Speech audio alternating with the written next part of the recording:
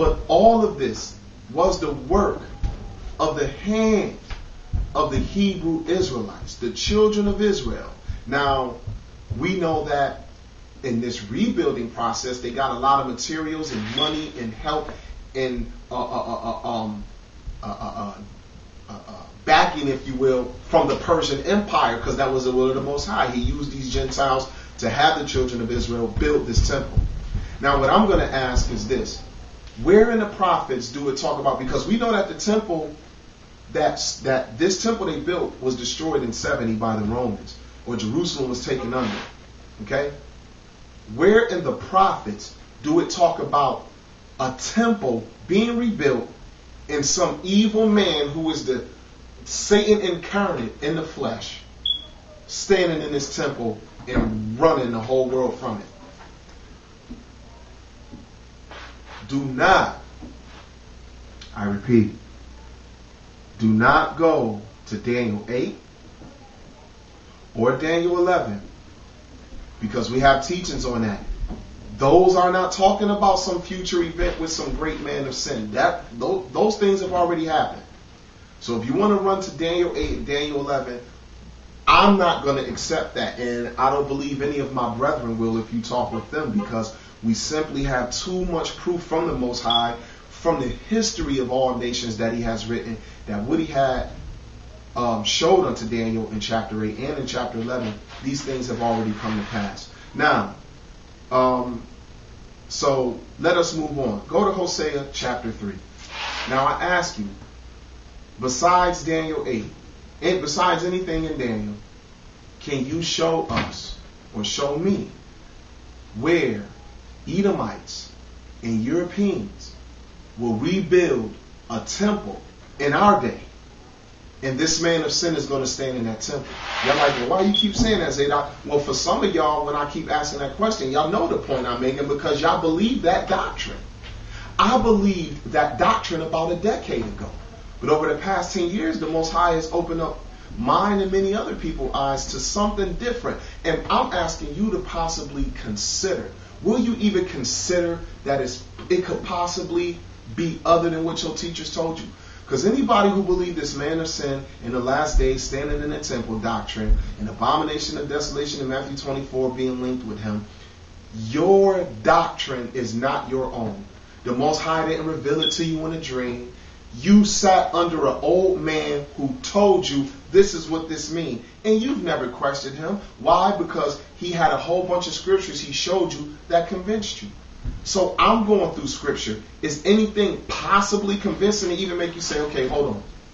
I've learned this way and I've been taught this doctrine. But let me just painstakingly hear this brother out. Let me write these scriptures down and study them on my own time and see if I can find anything else to refute what he's saying, or to even, it may back up what he's saying.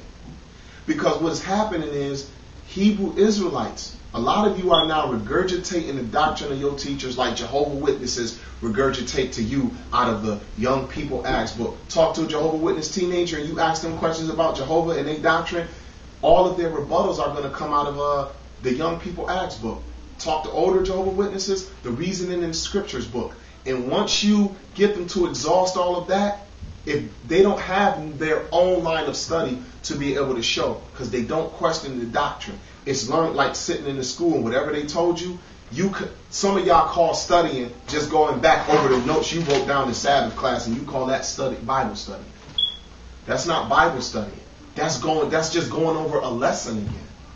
But I'm not trying to deride any of you.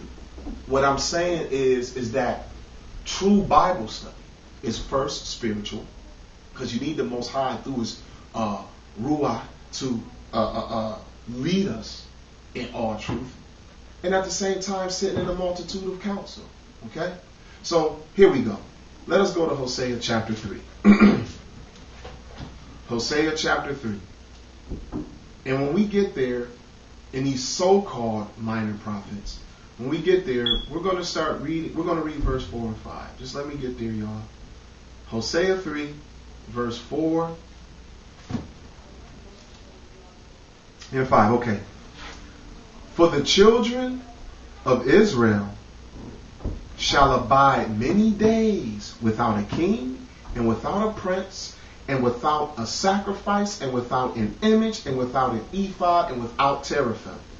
Afterward shall the children of Israel return and seek the Lord their God and David their king, and they shall fear the Lord and his goodness in the latter days. So you read latter days and automatically everything gets thrown past our time.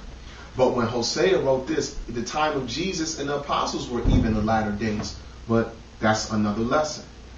Okay? Now, what we're going to do here is think for a minute.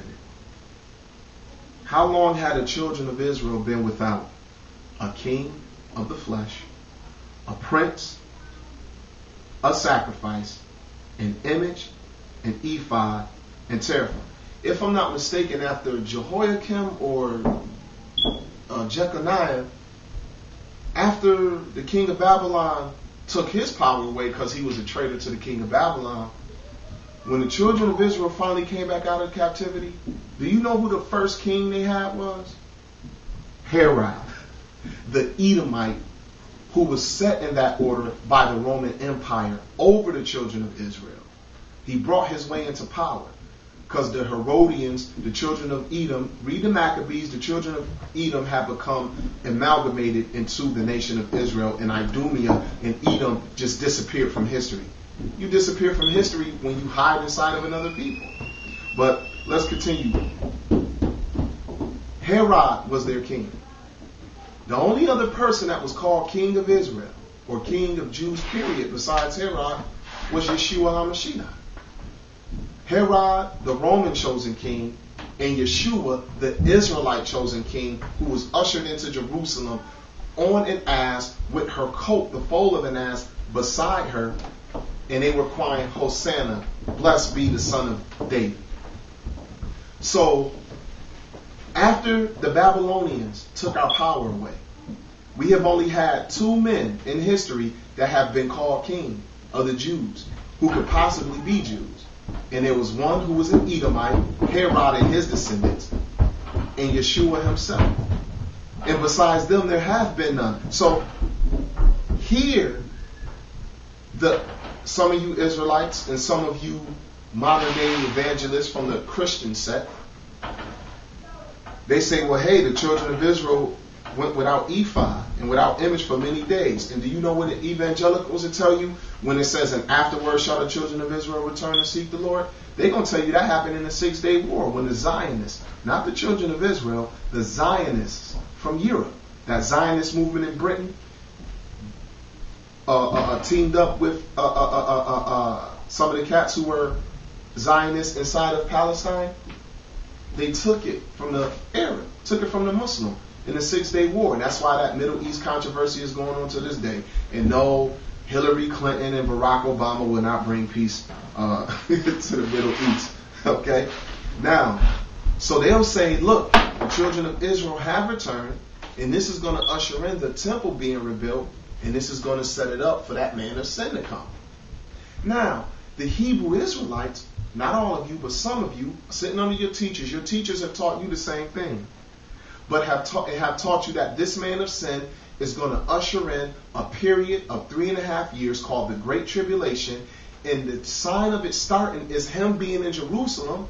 So when the abomination of desolation standeth in the holy place, whoso readeth, let him understand. Let you who be in Judea flee to the hills. Blah, blah, blah, blah, blah, blah. And y'all link that up out of Matthew 24 with 2 Thessalonians. And it is such a great error. But I'm not going to explain all that right now. I'm here to deal with the temple of God. This is all about that temple. Now, Hosea said we was going to go many days, the children of Israel, without king, prince, this and that. Now, I want you to understand exactly what Hosea is saying. Let us go over to chapter 4, verse 1. Hear the word of the Lord, ye children of Israel. For the Lord hath a controversy with the inhabitants of the land, because there is no truth, nor mercy, nor knowledge of God in the land. So the Most High have a problem with Israel. Let's skip to 15. Though thou, Israel, play the harlot, yet let not Judah offend. And come not ye unto Gilgal, neither go ye up to Bethaven, nor swear the Lord liveth. For Israel slideth back as a backsliding heifer. Now the Lord will feed them as a lamb in a large place. Ephraim is joined to idols. Let him alone. Now hold on. Israel